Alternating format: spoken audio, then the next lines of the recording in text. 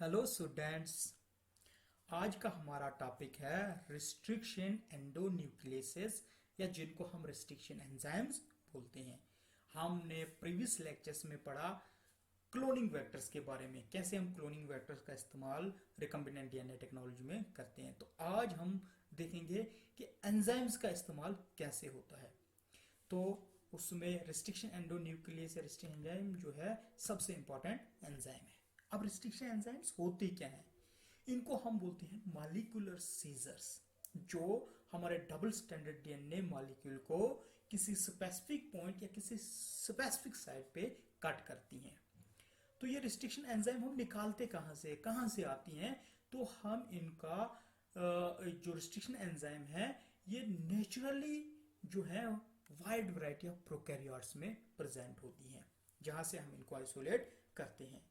तो restriction enzyme जो है ये इंपॉर्टेंट टूल है अगर हमने डीएनए को मैनिपुलेट करना है। तो रिस्ट्रिक्शन एंजाइम एक इंपॉर्टेंट रोल अदा करती हैं रिकम्बिनेंट डीएनए टेक्नोलॉजी में। रिस्ट्रिक्शन एंजाइम्स को हम मॉलिक्यूलर सीजर्स बोलते हैं। ये दिखाया हुआ है सीजर। सीजर का काम ये करती हैं, लेकिन किसको? मॉलिक्यूल्स को काटने के लिए। हमारी रिस्ट्रिक्शन एंजाइम यहां से देखो, ये डीएनए सेगमेंट दिखाया हुआ है, तो कैसे एज सीजर का काम ये करती हैं। तो इस डायग्राम से आपको ये बात तो समझ आई गई होगी कि असल में रिस्ट्रिक्शन एंजाइम्स का काम क्या होता है। ये डिफरेंट टाइप के मॉलिक्यूल्स को, डीएनए मॉलिक्यूल्स को क्या करती हैं? कट करने का काम करती हैं।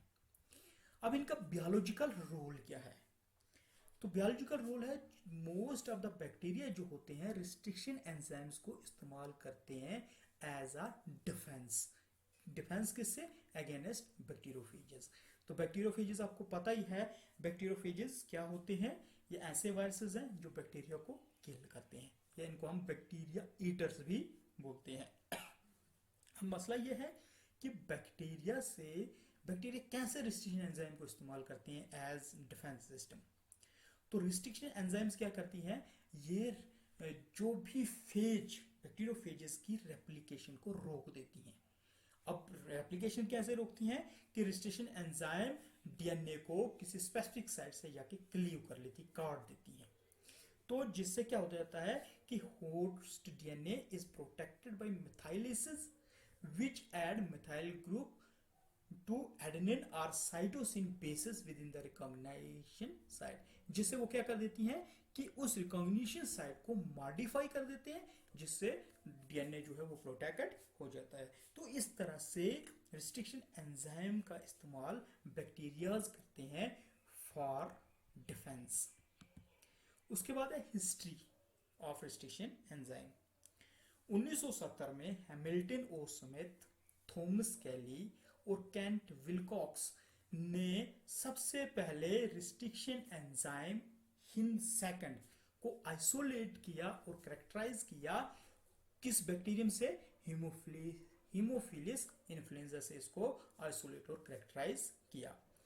तो अभी तक देखा जाए तो 3000 रिस्ट्रिक्शन एंजाइम पे फुल डिटेल में स्टडी हो गई है। 3000 रिस्ट्रिक्शन एंजाइम जो है वो स्टडीड हुई है एक डिटेल में।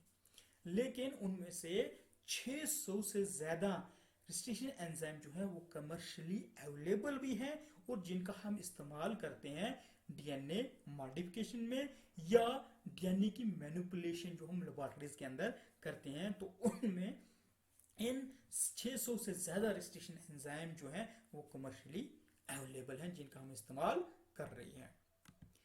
अब मैकेनिज्म ऑफ एक्शन है कि रिस्ट्रिक्शन एंडोन्यूक्लियसेस या रिस्ट्रिक्शन एंजाइम अपना काम कैसे करती हैं। तो रिस्ट्रिक्शन एंडोन्यूक्लियसेस क्या करती हैं? सबसे पहले डीएनए की लेंथ को स्कैन करती हैं और डीएनए मॉलिक्यूल पे जाके जुड़ जाती हैं। जैसे ही वो उस साइट को रिकॉग्नाइज, किसी स्पेसिफिक सीक्वेंस को रिकॉग्नाइज कर देती हैं, तो एक कट उस साइड पे कर लेती है, कट बनाती हैं उस साइड पे। जो किसमें बनाते हैं? अब sugar phosphate backbone of the double helix by hydrolyzing the phosphodiester bond. अब ये शुगर फॉस्फेट बैकबोन होता क्या है? ये एक इंपॉर्टेंट स्ट्रक्चरल कंपोनेंट है डीएनए का, जो कंसिस्ट होता है 5 कार्बन डीऑक्सीराइबो शुगर और फॉस्फेट ग्रुप से। तो अब ये क्या करते हैं कि फॉस्फोडाइएस्टर बॉन्ड को तोड़ते हैं, स्पेसिफिकली द बॉन्ड बिटवीन, किस बॉन्ड में, जो 3 प्राइम हाइड्रोक्सिल एटम का ऑक्सीजन एटम और फॉस्फेट ग्रुप का पी एटम के बीच का जो बॉन्ड है उसको ये तोड़ देते हैं, जिससे हम बोलते हैं कट करना, क्लीव करना। तो इस तरह से रिस्ट्रिक्शन एंडोन्यूक्लियसेस जो है वो अपना काम करती हैं। उसके बाद है पैलिंड्रोम सीक्वेंसेस। एक होती है मिरर लाइक पैलिंड्रोम, दूसरी को हम बोलते हैं इन्वर्टेड रिपीट पैलिंड्रोम्स। मिरर लाइक होती है कि ऐसी सीक्वेंस है जिनको हम चाहे आगे से देखें या पीछे से देखें किसी सिंगल स्ट्रैंड डीएनए पे, तो वो एक जैसी ही दिखती हैं। जैसे अगर मैं इसको, ये एक सीक्वेंस है DNA sequence G T A T G, guanine thymine adenine adenine thymine guanine. इसको अगर मैं इस साइड से देखूं तो यही एक ही जैसी है, अगर इस साइड से देखूं तो सेम आ रही है, तो इसको हम बोलते हैं मिरर लाइक पैलिंड्रोम। उसके बाद है इन्वर्टेड रिपीट पैलिंड्रोम्स।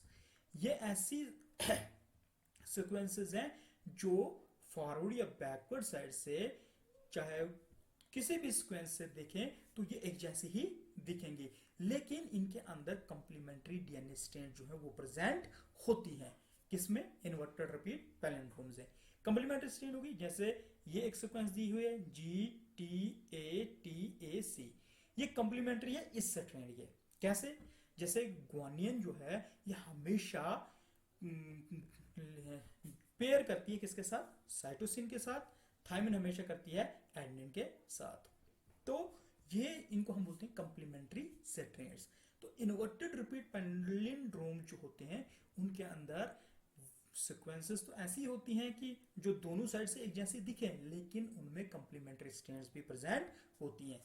लेकिन मिरर लाइक पैलिंड्रोम में कंप्लीमेंट्री स्ट्रैंड जो है वो प्रेजेंट नहीं होती हैं। तो इन्वर्टेड रिपीट पैलिंड्रोम जो है ये मोस्ट कॉमन है, या हम इसको बोलें कि इनकी biological importance as compared to mirror like palindrome ज्यादा है इन्वर्टेड रिपीट पैलिंड्रोम्स की। तो इनको हम देखेंगे कैसे होते हैं। ये है हमारा इन्वर्टेड पैलिंड्रोम। देखिए ये यहाँ पे सीक्वेंस दी हुई है एक, और इसकी कंप्लीमेंट्री स्ट्रैंड भी प्रेजेंट है ये। इसी तरह ये सीक्वेंस दी हुई है, इसकी कंप्लीमेंट्री स्ट्रैंड ये है। अब इस सीक्वेंस को जब मैं इस साइड से पढ़ता हूं तो एक जैसी है, जब इसके इस साइड से पढ़ता हूं तो एक जैसी है। इसी तरह इस स्ट्रैंड को ऐसे पढ़ो तो क्या आ रहा है, इसको अगर उल्टा पढ़ो ऐसे तो क्या आ रहा है, लेकिन दोनों के बीच में कंप्लीमेंट्री स्ट्रैंड जो है वो प्रेजेंट है। मिरर रिपीट की बात करूं तो देखो, अगर मैं इसको इस साइड से देखूं और मिरर में देखूं तो ये ऐसी दिखेंगी, टी टी ए जी जी जी सी, ये है, इनको हम बोलते हैं मिरर रिपीट पैलिंड्रोम्स।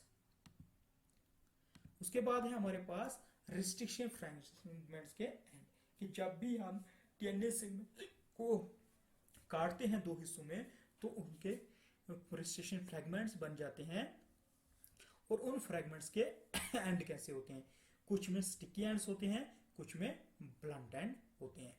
ब्लंट एंड कैसे बनते हैं? जब हम इसको रिस्ट्रिक्शन सीक्वेंस को सीधा काटते हैं, एक ही पॉइंट से सीधा काटते हैं। और स्टिकी एंड जो है जब इसको हम इस सीक्वेंस में काटते हैं, ऐसे इधर से ऐसे और ऐसे, इस सीक्वेंस में जब काटते हैं तब हमारे पास स्टिकी एंड्स बनते हैं, ब्लंट एंड्स। सम रिस्ट्रिक्शन एंजाइम का DNA opposite size, opposite base, कहता है कुछ रिस्ट्रिक्शन एंजाइम जो है वो डीएनए को अपोजिट बेस पे काटती है। इस बेस ने सीधा इसको ऐसे काटा, जिससे ब्लंट एंडेड फ्रेगमेंट्स हमारे सामने आते हैं। अब ये ब्लंट एंडेड फ्रेगमेंट जो है दूसरे डीएनए फ्रेगमेंट के साथ जुड़ेंगे जिनके ब्लंट एंड होंगे, उसी डीएनए फ्रेगमेंट में जिसके साथ ब्लंट एंड होंगे उसी के साथ ये जो है ज्वाइन होंगे। अगर एक डीएनए सेगमेंट है जिसमें ब्लंट एंड है और दूसरा डीएनए सेगमेंट है जिसमें स्टिकी एंड है, तो वो दो डीएनए फ्रेगमेंट आपस में नहीं जुड़ेंगे। इस तरह की एंजाइम जो है वो बहुत ही यूजफुल है certain type of DNA cloning experiment में। ये दिखाया है ब्लंट एंड, जिसको सीधा काटा तो ये दो सेगमेंट बने, फ्रेगमेंट्स हमारे पास ब्लंट एंडेड, ये भी ब्लंट एंडेड है, ये भी ब्लंट एंड है। अब ये दोबारा एक दूसरे के साथ जुड़ सकते हैं। उसके बाद स्टिकी एंड्स जो बहुत ही फायदेमंद है, यूजफुल है। डीएनए फ्रेगमेंट जो with complementary strands can be combined to create new molecules which allows the creation and manipulation of DNA sequence from different sources. कहता है डीएनए फ्रेगमेंट जिनमें कंप्लीमेंट्री स्टिकी एंड्स होते हैं उनको हम कंबाइन करते हैं। क्यों कंबाइन करते हैं? कि हम नए मॉलिक्यूल क्रिएट करें जो अलो करें क्रिएशन की, या हम उसको बोलते हैं कि हम डीएनए सीक्वेंसेस की मैनिपुलेशन करें फ्रॉम डिफरेंट सोर्सेज। देखो स्टिकी एंड्स, ये रिस्ट्रिक्शन एंजाइम क्लीवेज पॉइंट है, एक पॉइंट ये है और एक पॉइंट ये है। अब रिस्ट्रिक्शन एंजाइम इसको ऐसे इस सीक्वेंस में यहां से काट रही है, ऐसे कटेगी ये यहाँ पे, तो ये जो है ये स्टिकी एंड्स बन रहे हैं। अब सिर्फ ये स्टिकी एंड जो है एक दूसरे के साथ जुड़ सकते हैं। अब अगर स्टिकी एंड, एक डीएनए फ्रेगमेंट का स्टिकी एंड है, दूसरे का ब्लंट एंड है, तो वो एक दूसरे के साथ नहीं जुड़ेंगे। आइसोशाइजाइमर्स एंड नियोशाइजाइमर्स, ये क्या होते हैं? ऐसे रिस्ट्रिक्शन एंजाइम जिनमें सेम रिकॉग्निशन सीक्वेंस होती है और सेम क्लीवेज साइट भी होती है, उनको हम आइसोशाइजाइमर्स बोलते हैं। और ऐसी एंजाइम्स जिनमें रिकॉग्निशन सीक्वेंस तो सेम होती है लेकिन क्लीवेज सेगमेंट जो है डिफरेंट डीएनए साइट पे वो डिफरेंट होती हैं, उनको हम बोलते हैं नियोशाइजाइमर्स। जैसे ये दो एंजाइम्स हैं, इनका वो दिखाया हुआ है, यहाँ पे रिकॉग्निशन सीक्वेंस दोनों की सेम है। यहाँ पे देखिए आप, इसमें भी रिकॉग्निशन सीक्वेंस ये है, इसमें भी रिकॉग्निशन सीक्वेंस ये है, लेकिन क्लीवेज साइड जो है दोनों की डिफरेंट है। इस वाली एंजाइम का क्लीवेज पॉइंट ये और ये है, तो ये कैसे कटेगी? यहाँ से ऐसे और ऐसे कटेगी। इस एंजाइम का क्लीवेज साइड जो है ये डिफरेंट है, ये यहाँ पे है और यहाँ पे ये सीधा। इस एंजाइम में स्टिकी एंड्स बनेंगे, इस एंजाइम की वजह से इसको अगर हम काटेंगे तो यहाँ पे स्टिकी एंड्स बनेंगे, यहाँ पे ये हमें ब्लंट एंड्स देगा। तो ये होते हैं आइसोशाइजाइमर्स और नियोशाइजाइमर्स क्या होते हैं। उसके बाद है नॉमेनक्लेचर रिस्ट्रिक्शन एंजाइम का। एंजाइम का नाम कैसे पड़ता है? एंजाइम का नाम पड़ता है बैक्टीरियम से। कहाँ से हमने उसको आइसोलेट किया है, फिर हम इस्तेमाल करते हैं नेमिंग सिस्टम जो है। पहले हम लेंगे जो बेस्ड है बैक्टीरियल जीनस, उसके बाद स्पीशीज है और स्ट्रेन है। जैसे हमारे पास एक एंजाइम है EcoRI, इसको हमने लिया है एशरीकिया कोलाई से। ई का मीनिंग होता है एशरीकिया, मतलब ये जीनस है। CO जो है को, ये हमने लिया है कोली से, इसका ये स्पीशी है इसकी। और जो है वो इसका मीनिंग है RY13, मतलब ये स्ट्रेन है इसकी। और आई जो है ये फर्स्ट पहले आइडेंटिफाई की गई है, ये ऑर्डर ऑफ आइडेंटिफिकेशन है बैक्टीरियम के अंदर कि किस रिस्ट्रिक्शन एंजाइम को पहले जो है वो आइडेंटिफाई किया गया है। रिस्ट्रिक्शन एंजाइम जो है वो डिफरेंट टाइप्स की हैं, उनको कैटेगराइज करते हैं हम 3 जनरल ग्रुप्स में, टाइप 1, टाइप 2 और टाइप 3।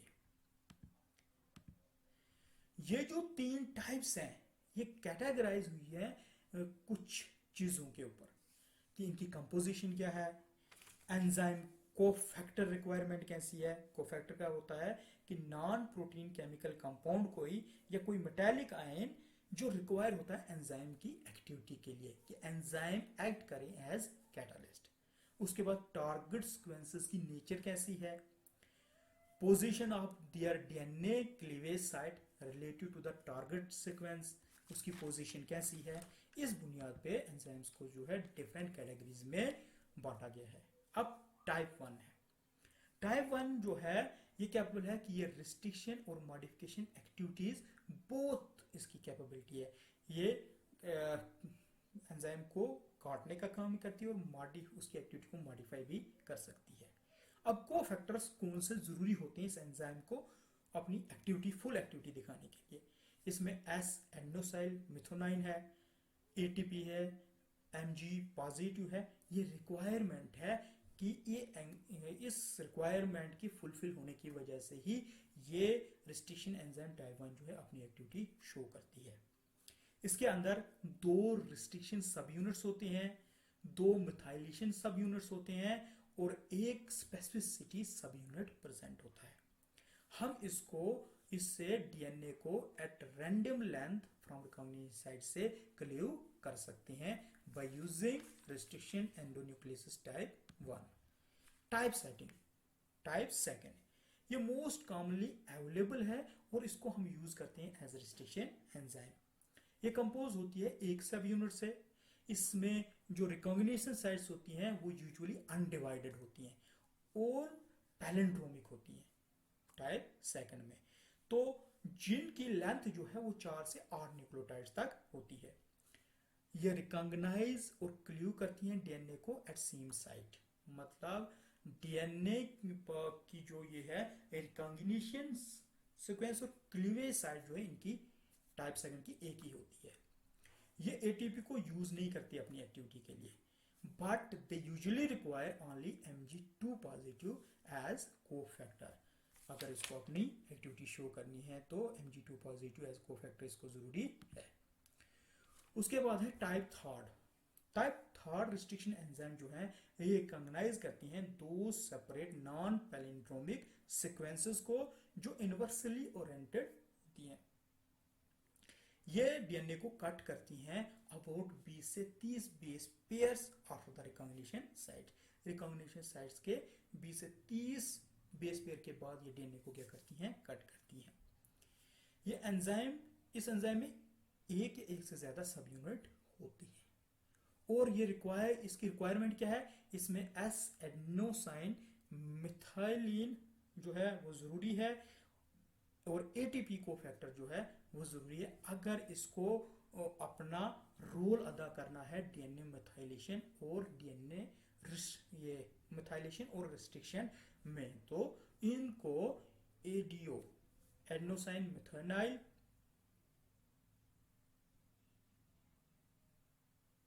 और